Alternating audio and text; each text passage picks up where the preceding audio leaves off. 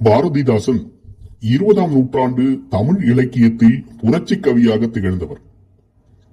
அவர் 1891ஆம் ஆண்டு ஏப்ரல் மாதம் 29ஆம் தேதி புதுச்சேரியில் பிறந்தார். பெற்றோர் கனக சபாபதி, லக்குமி அம்மாள்.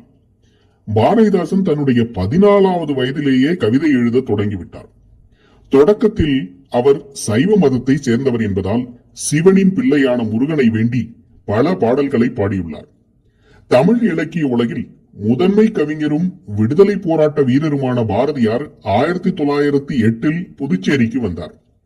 வேலுநாயக்கர் என்ற குடும்ப உறுப்பினரின் திருமண விழாவில் பாரதிதாசனை சந்தித்தார். பாரதியார் அந்த விழாவில் உள்ளார் என்பதை அறியாமலே அவரின் பாடல் ஒன்றை பாரதிதாசன் பாடினார். இந்த நிகழ்வால் அவ்விருவருக்கும் நட்பு ஏற்பட்டது. ஒரு நாள் பல பேர் கூடிய அவையில் பாரதிதாசன் ஒரு பாடலை இயற்றி பாடுமாறு அவரை பாரதியார் பணித்தார். அவர் எங்கெங்கு காணினும் சக்தியடா என்ற பாடலை உடனே பாடினார். பாரதியாரின் மறைவுக்கு பிறகு பாரதிதாசன் பெரியார், மறைமலை அடிகளார் ஆகியோரின் கருத்துக்களில் ஆர்வம் கொள்ள தொடங்கினார். 1921இல் பழனியம்மாள் என்பவரை மணந்து சரஸ்வதி, வசந்தா, ரமணி என்ற 3 பெண்களுக்கும் மன்னர் மன்னன் எனும் ஒரு மகனுக்கும் தந்தையானார்.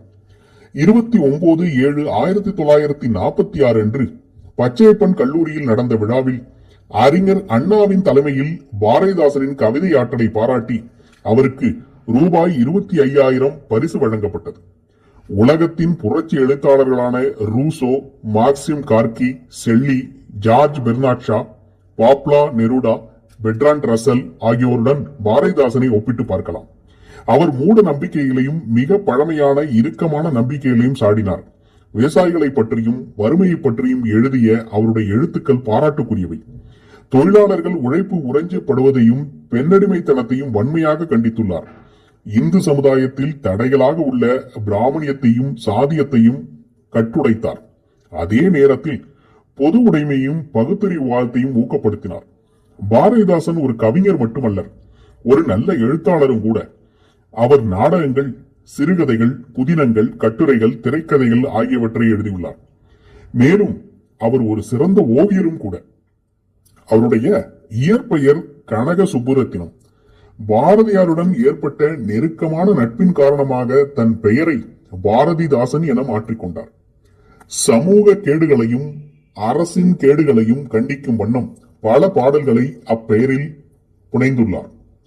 8/11/1946 அன்று பணி ஓய்வு பெற்றபின் புதுச்சேரி அரசியலில் ஈடுபட்டு 1954இல் சட்டமன்ற உறுப்பினராக ஆனார். 1960இல் மீண்டும் தேர்தலில் போட்டியிட்டார். ஆனால் அதில் தோற்று போனார். 10/5/1961இல் தன் படைப்புகளுக்குள் சிறந்த காவியமான பாண்டியன் பரிசு படைப்பை திரைப்படமாக்கும் எண்ணத்தோடு சென்னைக்கு வந்தார். அதற்கான மூலதனம் இன்மையால் அம்முயற்சியிலும் தோற்றார். தன் விலைமதிப்பற்ற ஆக்கங்களால் பாரதிதாசன் தமிழ் இலக்கியத்தை வளப்படுத்தினார். தமிழ் இலக்கியத்தில் சமூகம் சார்ந்த கருத்துக்களை அறிமுகம் செய்த முன்னோடியாவார். அவருடைய பெரும்பாலான கவிதைகள் சமூக நீதி கருத்துக்களை பாடியமையால் தான் அவர் புரட்சி கவி என்று அழைக்கப்பட்டார்.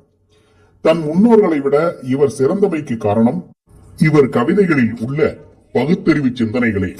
அவருடைய தேசிய உணர்வு, தாய்மொழி மீதான பற்று முதலானவை அவரின் பாடல்களை ஆக்கிரமித்து பல வழித்தோன்றல்கள் கவிஞர்களை ஈர்த்தது. உழைப்போர் உதிரித்து இப்பாடலில் பாரதிதாசன் தொழிலாளர்களின் இன்னல்களை எடுத்துரைக்கிறார். அவருடைய முதலாளித்துவ எதிர்ப்பு சிந்தனையை ஓடப்பர் உதயப்பர் ஆகிவிட்டால் என்ற பாடலில் நாம் காணலாம். பாரதிதாசனின் தாய்மொழி பற்று மற்ற மொழிகளை புறந்தள்ளவில்லை. மொழிப்பற்று, இனப்பற்று ஆகியவற்றில் சிறப்பான இடத்தை பெற்று வளர்ந்தார். பாரதிதாசனின் படைப்புகளில் கொடுமுடியாக விளங்கும் பாண்டியன் பரிசு தமிழ் இலக்கியத்தில் ஒரு சிறப்பிடத்தை பெற்றுள்ளது. மக்களின் மீது இருந்த அன்பை குடும்ப விளக்கில் வெளிப்படுத்துகிறார். திருக்குறளின் 6ஆம் அதிகாரத்தில் குறளின் மூலம் அக்காவியத்தை ஏற்றினார். சஞ்சீவி பர்வதத்தின் சாரல் என்ற குறுங்காவியமும் சிறப்பான படைப்பு. புரட்சி கவி காதலா கடமையா, வீரத்தாய், கடல் மேல் குமிழிகள் ஆகியவை நகைச்சுவை சார்ந்தவை. எதிர்பாராத முத்தம், தமிழச்சியின் கத்தி, சௌமியா ஆகியவை அவருடைய துன்பியல் காவியங்கள். அவரின் பிசுராந்தையார் நாடகம் சாகித்ய அகாடமி விருதை பெற்றது. குறிஞ்சி திட்டு, கண்ணகி புரட்சி காப்பியம், மணிமேகலை வெண்பா, தமிழ் இயக்கம், இருண்ட வீடு, நல்ல தீர்ப்பு, அமைதி, சேரதாண்டவம், காதல் நினைவுகள், கழைக்கூத்தின் காதல், அழகின் சிரிப்பு, இசையமுது, இளைஞர் இலக்கியம் இவற்றோடு மேலும் பல அவரின் படைப்பாளுமைக்கு சான்றுகளாகும். நீலவான் ஆடைக்கொடு உடல் மறைத்து போன்ற கவிதைகள் பாரதிதாசனை உலக கவிஞராக உயர்த்துகின்றன. பாரதிதாசன் 79 ஆக்கங்களை தமிழ் இலக்கியத்திற்கு கொடுத்துள்ளார். அந்த 79 ஆக்கங்களுள் 54 ஆக்கங்கள் கவிதை சார்ந்தவை. கவிதைகளையே அதிகம் படைத்தமையால் பாவேந்தர் என அவரை அழைத்தனர். 21/4/1964 காலை சரியாக 8:10 மணி அளவில் சென்னை அரசு பொது மருத்துவமனையில் காலமானார். அவரின் உடலை சென்னையில் இருந்து புதுச்சேரிக்கு ஒரு வேன் மூலம் கொண்டு சென்றனர். 22/4/1964 அன்று அவர் உடலை அடக்கம் செய்தனர். மு. கருணாநிதி, ஈ.வி.கே. சம்பத், மா.பொ. சிவஞானம், கண்ணதாசன் போன்றோரும் மேலும் பல அரசியல் தலைவர்கள், கவிஞர்கள், சமூக சீர்திருத்தவாதிகளும் அவரின் இறுதி ஊர்வலத்தில் கலந்து கொண்டனர். அவருடைய பேராத்மா மறைந்து போனாலும் தமிழ் இலக்கியம் தன் காலத்து பெருங்கவிஞரை என்றென்றும் பாடிக்கொண்டே இருக்கும். நன்றி, வணக்கம்.